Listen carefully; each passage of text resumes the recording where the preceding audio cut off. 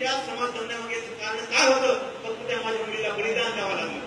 ते बलिदान कुणाला द्यायचं नसेल तर या 23 तारखेला तुम्हाला सगळ्यांना घरातल्याला या ठिकाणी एकत्र यावं लागेल. मी तर म्हणेन आज बरेच जण डॉक्टर आहेत, आज बरेच जण वकील आहेत, आज बरेच जण इंजिनियर आहेत. प्रत्येकाला असं वाटतंय माझ्या घरामध्ये साधन संपत्ती भरपूर आहे, मला त्या मोर्चामध्ये जाण्याची गरज नाही. पण मी म्हणेन जो मराठा असेल तो त्या मोर्चामध्ये येईल. त्या 23 तारखेच्या मोर्चामध्ये जो सहभागी होणार नाही त्यानं 24 तारखेला हा धनंजय कुलकर्णी त्याचे पैसे देईल, त्यानं स्वतःचा डीएनए टेस्ट करायचा. तू मराठ्यांच्या औलाद आहेस का नाही, आणि जर तुझ्या बहिणीवर जर कोणी वाक्य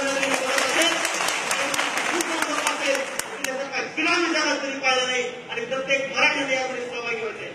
माझ्या जालना जिल्ह्यात उदाहरण सांगतोय, सगळ्या कार्यक्रमांचे कॅन्सल आहेत. कारखानदार असेल, जिल्हा परिषद सदस्य असेल, ग्रामपंचायत सदस्य असेल, डॉक्टर असेल, इंजिनियर असेल, हर एक मराठा फक्त मराठा म्हणून या ठिकाणी एकत्र आलाय.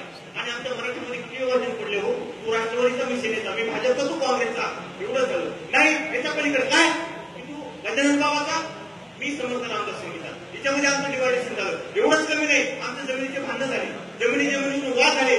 आमच्या भावाभावाची जिरवण्यासाठी आम्ही तिसऱ्याच उपयोग केला. तो तिसरा उदावर चढलेला माझ्या बहिणीकडे बघत आहे. ही परिस्थिती महाराष्ट्रामध्ये आहे. तुम्हाला सांगतो, तुम्हाला माझी कळकळीची विनंती येतो, नाही तुम्ही त्या आल्या त्या धनंजय कुलकर्णीच्या मोदीला आल्यावर या, तर या 23 तारखेला या नगरच्या जिल्ह्यामध्ये मोर्चामध्ये सहभागी व्हाय माझं तुम्हाला कळकळीचं आव्हान आहे. कारण का, तर या मोर्चामध्ये जर तुम्ही सहभागी नाही झालात तर या आज तुम्हाला माफ करणार नाही. कारण का, आमचे 2 प्रमुख प्रश्न आहेत. आज मराठा जातीमध्ये जन्माला येताना आम्हाला लाज वाटते की खरंच मराठा जातीमध्ये जन्म घेऊन काय गुन्हा केलाय का?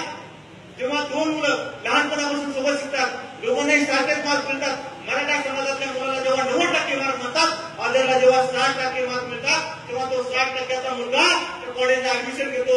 आमचा 90%चा मुलगा सुद्धा घरी बसतो. एवढंच नाही तर आमच्या मुलाला 10 लाख फीस भरावी लागते. त्यांचं पुन्हा 7,000 जरी पडले तर 7,000 पुन्हा शिष्यवृत्ती लोकांना परत मागे मिळतात.